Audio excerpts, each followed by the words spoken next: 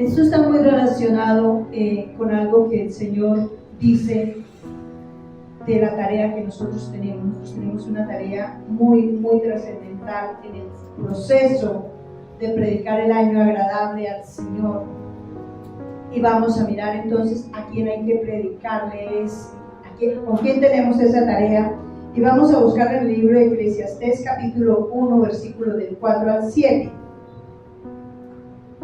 Eclesiastés 1, del 4 al 7. Generación va y generación viene, mas la tierra siempre permanece.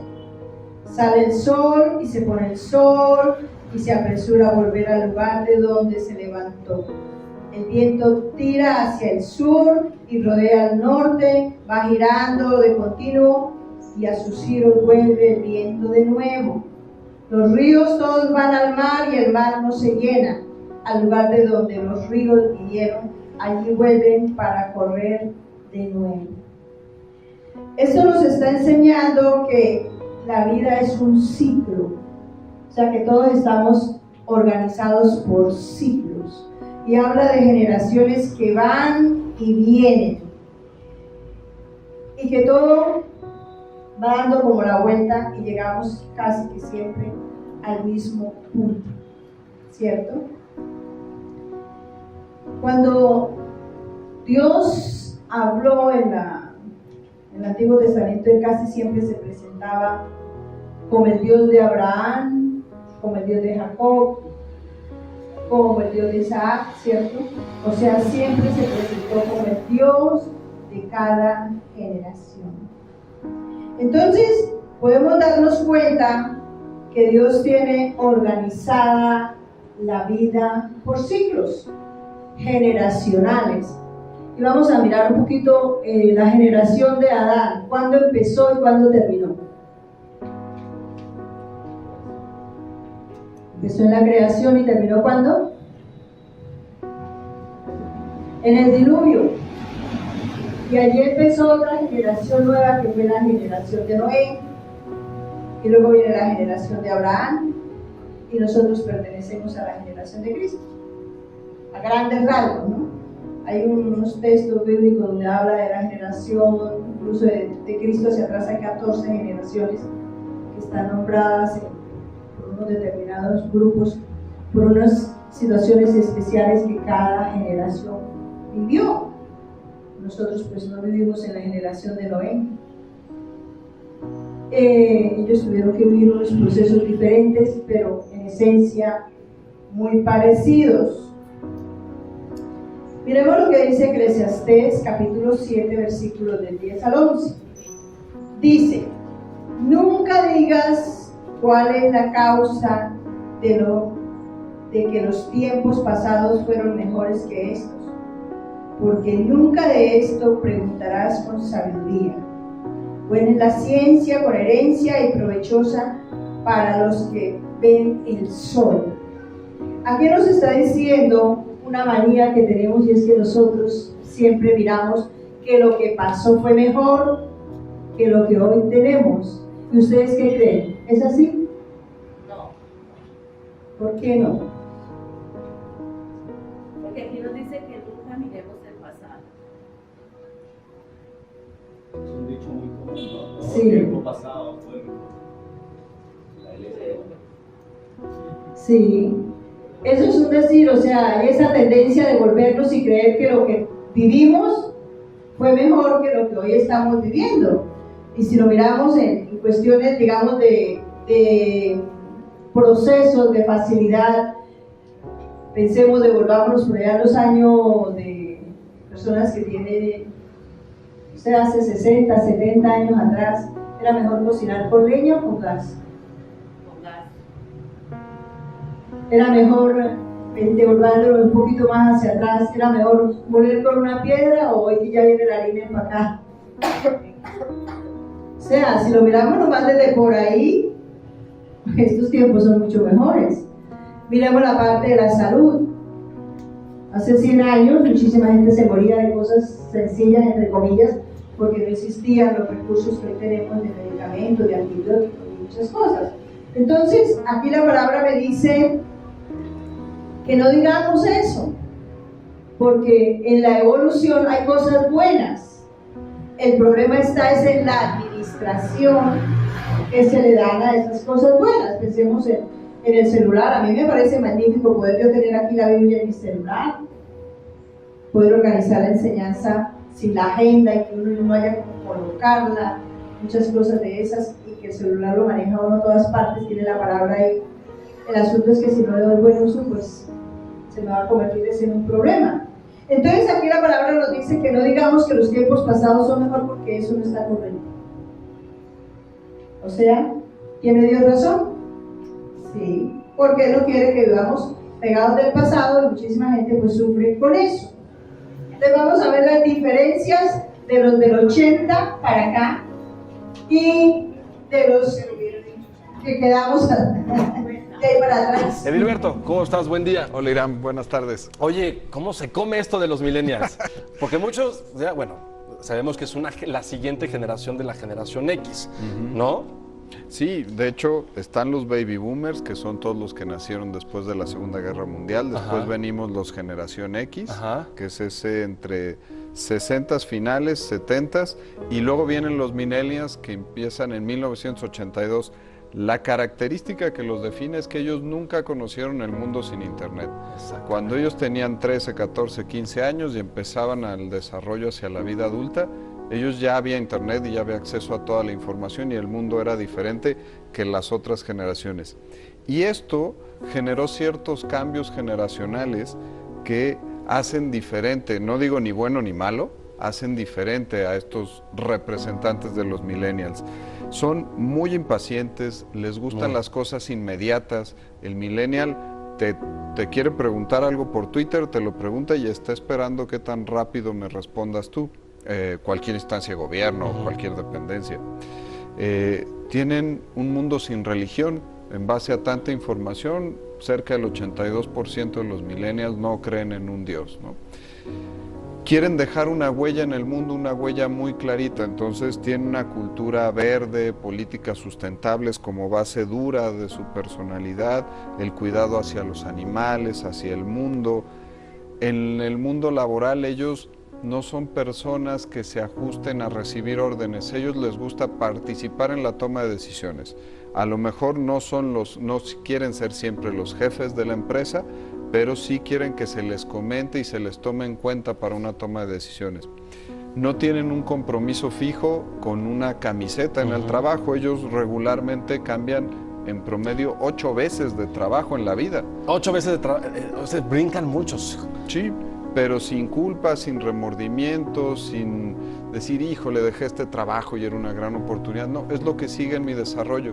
Su compromiso personal es con ellos. Parecerían como muy egoístas, muy egocéntricos, pero basan todo en vivir más y sacrificarse menos, en tener comodidad. Si algo no se siente bien es porque no está bien.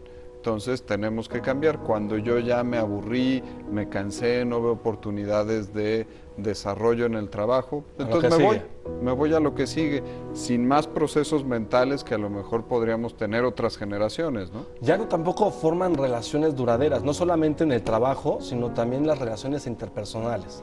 Están centrados en el individuo, son productos de estas políticas del neoliberalismo y la globalización. Entonces ellos, todo está centrado en el placer. Si una relación interpersonal, una relación de pareja ya es algo que no le veo futuro, que no está caminando bien, pues nada más platicamos, los intereses son los mismos de la contraparte y entonces nos vamos a lo que sigue. Te digo, sin culpa, sin remordimientos. Creo que la característica más fuerte de los millennials es precisamente esta conectividad que tienen con la tecnología, que es a todas horas y todo el día. Sí. Y yo leía que esto ha producido en los millennials una incapacidad para desarrollarse.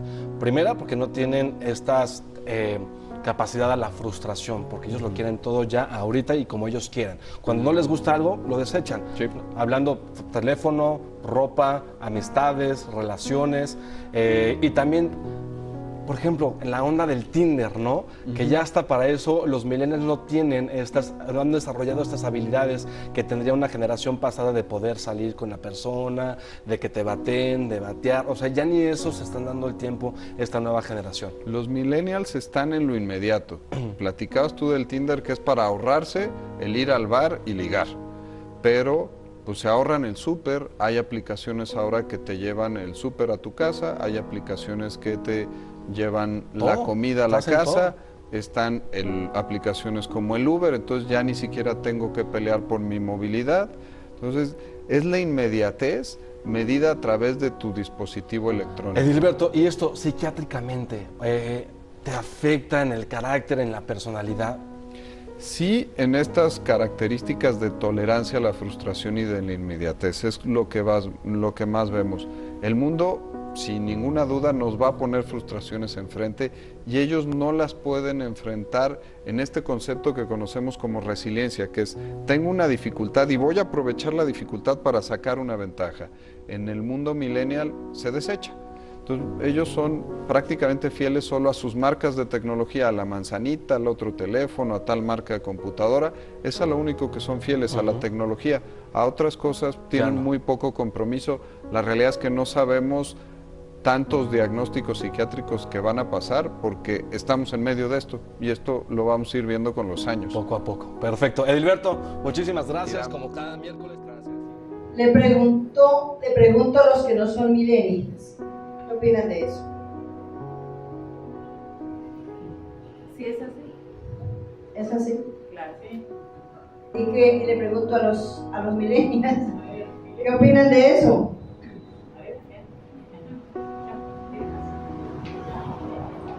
¿Qué opinan? ¿Qué opinan los que nacieron después del 80? ¿Es así o no? Ya nacieron con la tecnología. Nosotras no, a nosotros nos tocaba un teléfono, ir a conseguir las caseticas. Las monedas. En el icono hasta que llegáramos a casa para poder hablar. Sí. El telegrama, la carta, bueno, o sea, procesos bastante, más paciencia.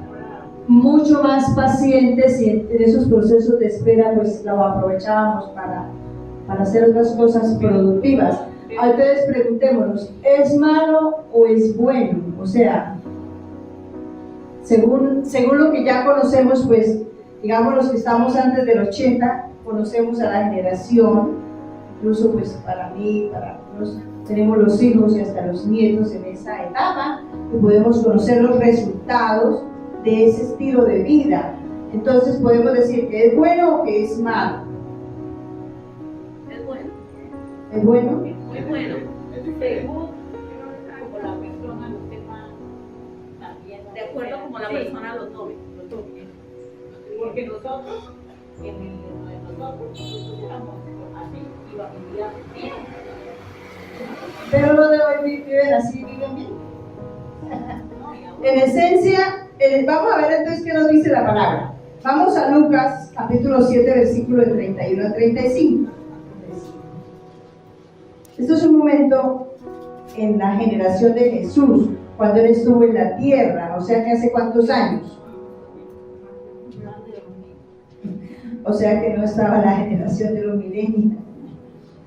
Y dijo el Señor, ¿a qué pues compararé los hombres de esta generación y a qué son semejantes? Semejantes son a los muchachos sentados en la plaza que dan voces unos a otros y dicen, os tocamos flauta y no bailasteis, os endechamos y no llorasteis. Pero vieron Juan el Bautista que ni comía pan ni bebía vino y decís, demonio tiene, vino el Hijo del Hombre que come y bebe y decís, este es un hombre comilón y bebedor de vino, amigo de publicanos y de pecadores, mas la sabiduría es justificada por todos sus. Entonces aquí encontramos en este texto bíblico qué características tiene esta generación de la que está hablando Jesús, que dice que son qué, o en qué se parece a la generación milenial, por decir algo, lo que estamos hablando.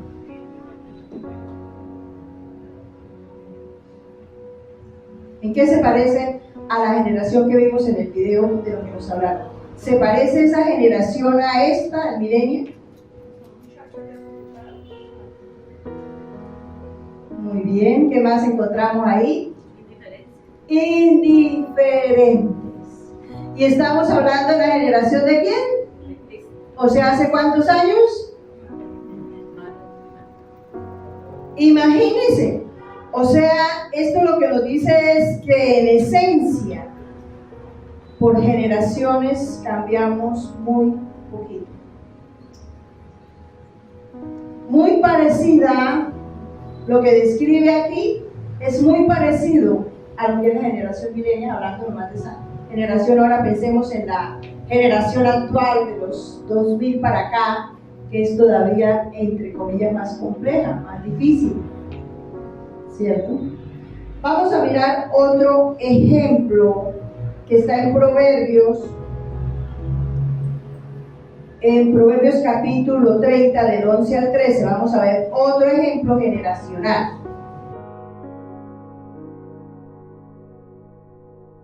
¿Eso lo podemos ver en estas generaciones? Sí. ¿Cuánto hace que fue escrito el libro de Proverbios? Entonces, ¿podemos decir que los tiempos pasados son mejores? No. ¿O los actuales son peores o mejores? No. No. Hay generación que maldice a su padre y a su madre y no bendice. No bendice a su familia. ¿Estamos viéndolo hoy? Claro, y aquí ya lo estaba diciendo el libro de Proverbios, que en ese momento, que Salomón, que es la generación de Salomón, que es 1000 años antes de Cristo, existía esa generación. O sea, en esencia, la evolución ha sido nada. A pesar de la tecnología, que es una de las cosas que revolucionó el conocimiento, el entendimiento, el aprendizaje, facilitó la vida. Se supone que en estos tiempos donde tenemos la tecnología, donde nos facilitan tantas cosas, deberíamos amarnos más, porque deberíamos tener mucho más tiempo para compartir como familia, ¿cierto? Para abrazarnos, para acompañarnos, para oírnos, y resulta que ahora es menos porque cada uno está metido en su mundo de internet y de la tecnología, y se acabó. Entonces, el problema no está en las generaciones, sino en nosotros. Somos nosotros los que dañamos las generaciones. Porque mire otro ejemplo que tenemos generacional. Vamos al libro de Jueces, capítulo 2, versículo del 6 al 10. Porque ya Josué había despedido al pueblo y los hijos de Israel se habían ido cada uno a su heredad para poseerla. Y el pueblo había servido a Jehová todo el tiempo de Josué y todo el tiempo de los ancianos que sobrevivieron a Josué, los cuales se habían visto todas las grandes obras de Jehová que él había hecho por Israel. Pero murió Josué, hijo de Nun, siervo de Jehová, siendo de 110 años, y lo sepultaron en su heredad en Timat Será, en el monte de Efraín, al norte del monte de Gaz. Y toda aquella generación también fue reunida a sus padres, y se levantó después de ellos otra generación que no conocía a Jehová, ni la obra que él había hecho por Israel. Aquí está diciendo que la generación de Josué, que fue quien lo llevó a la tierra prometida, que vivió 110 años, anduvieron con Dios, ¿cierto? Hicieron las cosas conforme a Dios. Él fue el que dijo, ¿qué versículo bíblico que repetimos mucho? Mira que te mando que después de ser la que sea valiente. Ese es uno, pero uno de familia. Mi casa y yo serviremos a Jehová. Josué fue el que dijo, si ustedes quieren hagan otra cosa, pero mi casa y yo serviremos a Jehová. Pero ¿qué pasó con la generación siguiente? Se olvidó de Dios. No conocieron a Dios ni toda su obra. ¿Y de quién era esa responsabilidad? De los padres. Ok, aquí es donde está el asunto. Que no se hace la tarea y el peligro y el problema está ahí. En que si yo como en la generación mía no formo a mi generación siguiente en los caminos de Dios, porque Dios, ¿de cuál generación es Dios? Dios es el Dios de todas las generaciones. Él es el hilo conductor de la vida de todas las generaciones. ¿Y Dios cambia o no cambia? No cambia. Él no tiene nada que ver con la generación milenias o la que sea. Él siempre sigue siendo Dios. El problema lo tenemos nosotros porque nosotros no estamos haciendo la tarea para preparar a la generación siguiente. Y cuando miramos aquí lo que le pasó a la generación de Josué, la siguiente generación, que no conoció a Dios ni su obra. Impresionante. Cuando Josué había hecho una tarea, él y su familia, pero ¿qué pasó con su familia? No hizo la tarea. Y lo que sigue ahí, que cuando uno estudia el libro de Jueces, esa gente sufrió muchísimas cosas terribles a causa de lo mal que se portaban porque no seguían a Dios. Entonces, ¿tenía la culpa Dios? No. O sea que nosotros no tenemos la culpa, Dios no tiene la culpa de que la generación de hoy esté andando sin Dios, como veíamos en el video.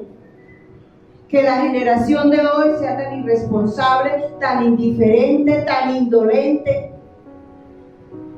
¿Por qué? ¿Por qué la generación después del 80 está así? Porque nosotros que somos de antes no hemos hecho la tarea. Ese es un problema gravísimo. Los poquitos que hemos venido haciendo la tarea estamos viendo los resultados en nuestras generaciones, ¿cierto? Eso es lo que hace la diferencia. Y esto no es para vanagloria mía, porque eso es por la pura misericordia de Dios. Yo aquí tengo a mis 2 hijos, de mis nueras, y tengo 2 nietos que están siendo discipulados. Yo los estoy discipulando, caminando, llevándolos con toda la paciencia y la sabiduría para que ellos puedan ser esa generación siguiente que trabaje con la generación de ellos siguiente hasta que Cristo venga, ¿cierto? Pero ¿eso qué significa? Me he puesto a dormir a mirar allá en la cama a ver el celular, le mando mensajitos, todos los días un mensajito de que Dios los ama, que ore, que eso es suficiente. Esa es la tarea. Eso forma parte, claro. Pero ¿qué más tenemos que hacer? Ser ejemplo. ¿De qué? ¿Ser ejemplo de qué? De santidad, de Dios. Ejemplo de que yo tengo una muy buena relación con Dios, y en esa muy buena relación con Dios se ven los resultados. Si hay un problema de salud y soy la primera que grito y me espeluco, que ahora qué hago, cómo resuelvo esto, ¿qué le estoy enseñando a mis generaciones? Que no tengo un Dios de poder, que no tengo un Dios sanador. Pero si por el contrario lo manejo de tal manera, empiezo a buscar en Dios hasta que el Señor me sane. Hoy tengo ese testimonio. Llevo 6 meses de una situación difícil que estaba pasando y hoy puedo decir que estoy como el 10%. Y fue bastante difícil. Sé que muchos no se enteraron. Una contractura muscular que tuve, pues tengo ahí un residuo todavía y fue bastante fuertísimo. Pero yo no me achicopalé, no me asusté, no me angustié, incluso muchos me supieron. ¿Por qué? Porque si yo tengo la certeza de un Dios vivo, de un Dios de poder, y eso es lo que mi generación tiene que ver, de saber que ese Dios que yo, del cual yo testifico, hoy me está sanando, y de muchas cosas, y a muchos de mis generaciones, pero hay que hacer la tarea. Ese sí es el problema generacional, que nos dedicamos a hacer cosas mal hechas y dejándoles, por ejemplo, la indiferencia. Si cuando llego a la casa no saludo a mis hijos, o cuando mis hijos llegan y no me saludan porque es hola y eso, a veces me saludan, yo soy la primera que me voy y lo agarro y le digo, oiga, buenos días, buenas tardes, ¿cómo está? ¿Cómo le ha ido? Dios le bendiga. Ay, es que vengo cansada, no me interesa, porque primero soy yo, porque soy su mamá. Usted ya oró, usted ya hizo esto. Es que esa es la tarea que nosotros sí tenemos que hacer. Pero la estamos haciendo, estamos sembrando amor para Dios en los corazones de mi generación. o le estoy sembrando mal ejemplo? Porque vemos en los distintos textos y en las distintas épocas que las generaciones hacen las mismas cosas siempre. O sea, no es por la tecnología, no es por esto o por otro, no, las generaciones tienen es una tendencia, porque esa es la naturaleza humana. En esencia, la naturaleza humana ha cambiado de forma de hacer las cosas, pero de fondo no, seguimos siendo lo mismo. Vamos a mirar lo que nos dice en el libro de Eclesiastés 3, del 14 al 15. He entendido que todo lo que Dios hace será perpetuo. Sobre aquello no se añadirá, ni de ello se disminuirá, y lo hace Dios para que delante de Él teman los hombres. Aquello que fue, ya es, y lo que ha de ser, fue ya, y Dios restaurará lo que pasó. Es decir, que por más generaciones y cambios y evoluciones y la ciencia funcionando, porque eso está muy bien, la naturaleza humana sigue siendo lo mismo. Pero yo debo entender eso y debo dar el cambio,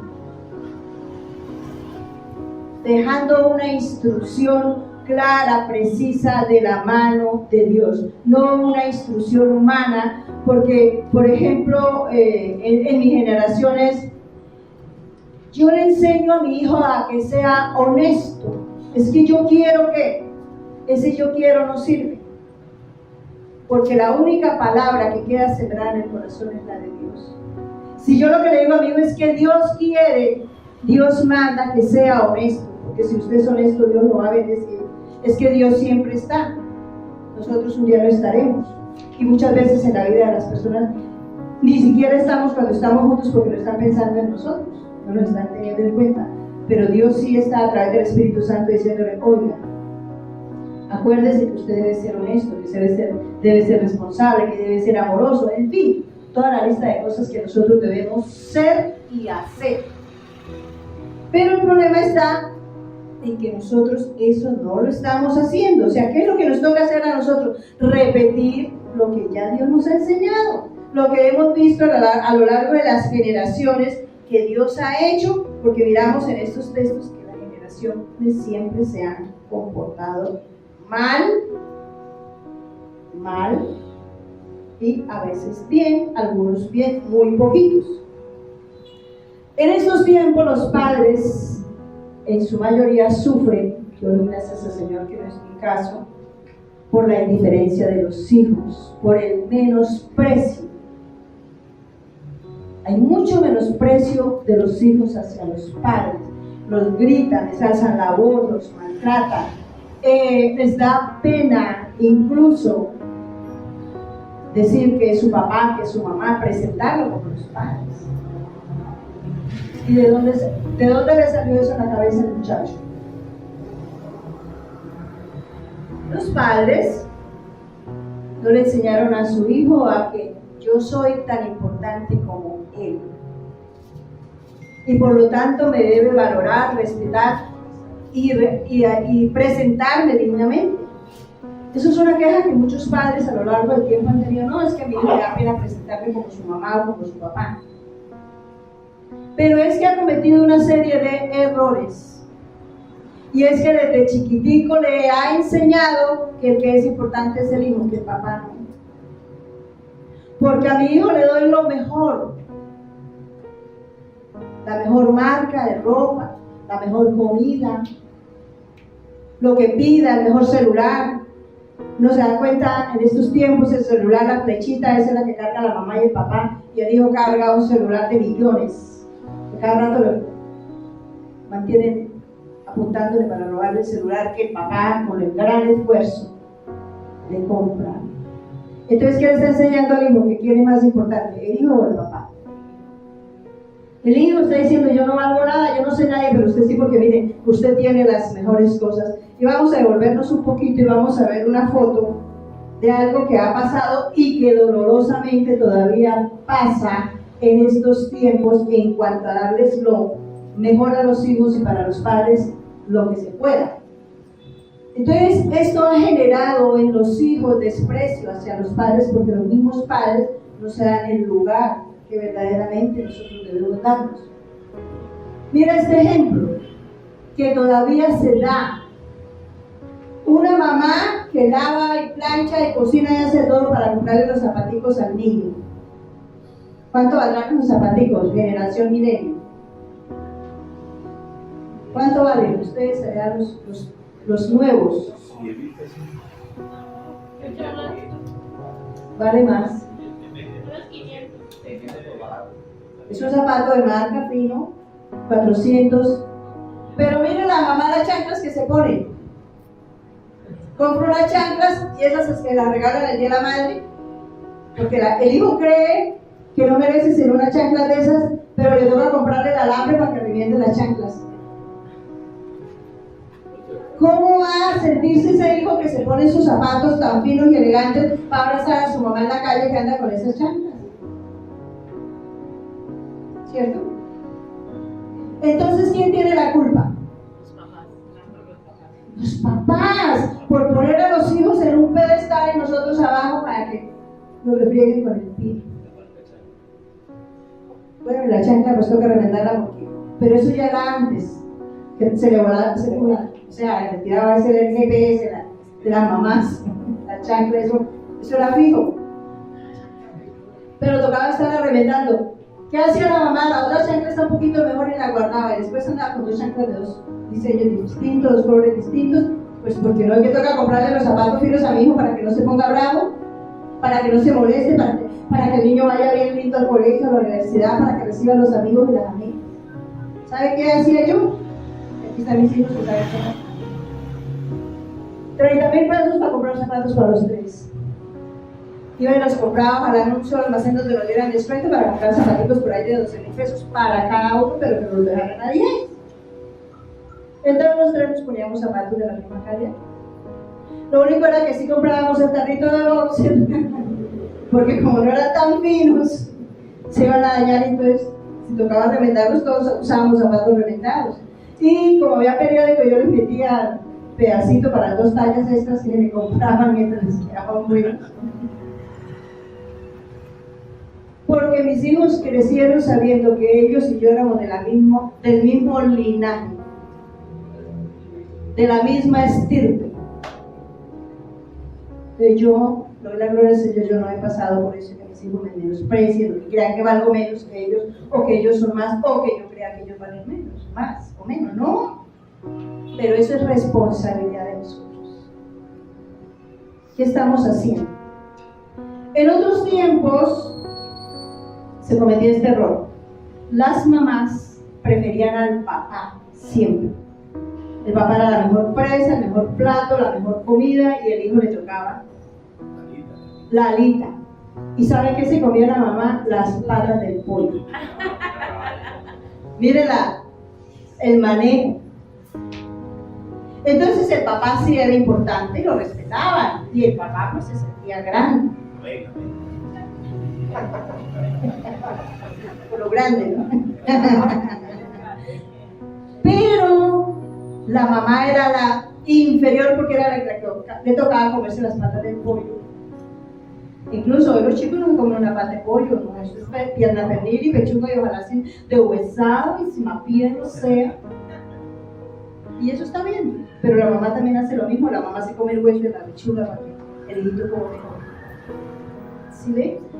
Nosotros no le podemos quitar a lo que ya Dios tiene hecho, establecido. Dios ha establecido reglas para que nosotros preparemos las generaciones siguientes en todas las áreas, no solamente en el área familiar, no solamente en el área económica, no solamente en el área afectiva, en todo. Pero ¿a quién le toca hacer esa tarea? A los padres. ¿La estamos haciendo? ¿Estamos preparándonos para eso? No, estamos ocupados haciendo lo que nos toca. Vamos a terminar con Isaías 58. Mira el plan de Dios generacional. Isaías 58 del 11 al 14. Jehová te pastoreará siempre. ¿En cuál generación? Siempre. Y en la sequía saciará tu alma y dará vigor a tus huesos, y serás como huerto de riego y como manantial de aguas, cuyas aguas nunca faltan, y los tuyos edificarán las ruinas antiguas. Los cimientos de generación en generación levantarás, y serás llamado reparador de portillos, restaurador de calzadas para habitar. Si retrajeres del día de reposo tu pie, de hacer tu voluntad en mi día santo, y lo llamares delicia, santo, glorioso de Jehová, y lo venerares, no andando en tus propios caminos, ni buscando tu voluntad, ni hablando tus propias palabras, entonces te deleitarás en Jehová, y yo te haré subir sobre las alturas de la tierra, y te daré a comer la heredad de Jacob tu padre, porque la boca de Jehová lo ha hablado. Esta es la tarea. Si yo me convierto en reparador de portillos, en la guía, en el sustento, en estar ahí, es que esa es la herencia que yo le dejo a mis hijos. Si le puede dar estudios, si le puede dar casa, carro y beca, gloria a Dios, eso está muy bien. Pero si se le pierde en el camino y no entra a la eternidad, ¿de qué le sirvió todo ese esfuerzo? Perdió su tiempo buscándole dar cosas materiales cuando se quedó en la eternidad. El boleto a la eternidad es en el cual yo tengo que trabajar fuertemente, esforzarme. Y lógico, no voy a estudiar las demás cosas, pero esa es la principal tarea. ¿A qué habla del día de reposo? ¿Estamos trayendo los hijos a la iglesia? No, porque es que, pobrecito, es que como llegó a la madrugada, pues para que lo voy a dar, está trasnochadito, pobrecito. Yo me imagino que ya le llevaron el juguito y se lo dejaron allá para que el guayabo no le dé tan duro hoy. Por favor, boleto al infierno de una. Ese es el peligro. Ese es el peligro, y la generación de ahorita, la que está levantándose ahorita después de dormir, todavía peor, porque la generación millennials se siente que, ay no, es que a mí me dieron tan duro que yo voy a dejar que mi hijo haga como quiera. Sí, así es. Es que ahora no, porque es que de verdad a mí sí me dolía que mi mamá me levantara a las 8 de la mañana el domingo para llevarme a la iglesia. Yo no voy a hacer eso con mi hijo, no, que va. Es que mi mamá a las 10 de la noche me tenía durmiendo el sábado porque teníamos que levantarnos a las 8 de la iglesia. Y eso yo no le voy a hacer eso a mi hijo, pobrecito, que amanezca rumbeando y drogándose. Pobrecito. ¿Sí ven? Entonces la responsabilidad es nuestra. Es nuestra. Y ustedes, millennials, y de ahí para arriba, presten atención a esto, porque ustedes también tienen una responsabilidad con sus generaciones. Que desde ya empiecen a prepararse para cuando ustedes tengan sus hogares, sus familias, sepan que esa es la tarea principal. Amén. Amén. Vamos a ponerlo de pie, vamos a darle gracias a Dios y a pedirle perdón. Padre bueno, soberano y eterno, digno de exaltación y de alabanza, de gloria y de honra. Hoy te pedimos perdón una vez más, porque nos damos cuenta que tú, que has sido el Dios de todas las generaciones, que has establecido reglas para que nosotros, como generaciones anteriores a ellos, podamos guiarlos por el camino tuyo, no hemos hecho la tarea. Nos hemos dedicado a cosas que han afectado su relación consigo mismo, contigo, con nuestra familia y con todo lo que verdaderamente es valioso e importante. Pero especialmente les hemos dado la oportunidad de irse al infierno sin ningún temor, porque no hemos hecho la tarea para que ellos entiendan que tú moriste en la cruz, que tú pagaste un precio, que te sacrificaste y que ese sacrificio no puede ser en vano. Que tú moriste por cada uno de nosotros y de ellos, y que ellos deben valorar eso, pero que para eso deben caminar en las sendas tuyas. Pero esas sendas somos nosotros los que tenemos que irlos preparando, porque ellos aún no las conocen. Hoy te rogamos, Señor, por cada generación que sigue, que tú los abraces, que tú los ayudes, que tú les perdones, Señor, que tengas misericordia y que la luz de tu evangelio resplandezca el entendimiento de cada uno, para que vengan a tu luz y tú puedas, Señor, enseñarles y guiarles, Dios. Que quite toda pereza, toda negligencia generacional que hay en el corazón del ser humano y que le impide cumplir a ti la tarea, Dios. Sabiendo que tú eres de hoy, de siempre, de generación en generación, y de pueblo en pueblo y de nación en nación, Padre. Para ti la gloria, la honra y la alabanza, Rey de los cielos, en el nombre poderoso de tu Hijo Jesucristo y en el poder de tu Espíritu Santo, que mora en nosotros. Amén. Y amén. Dios les bendiga grande y poderosamente.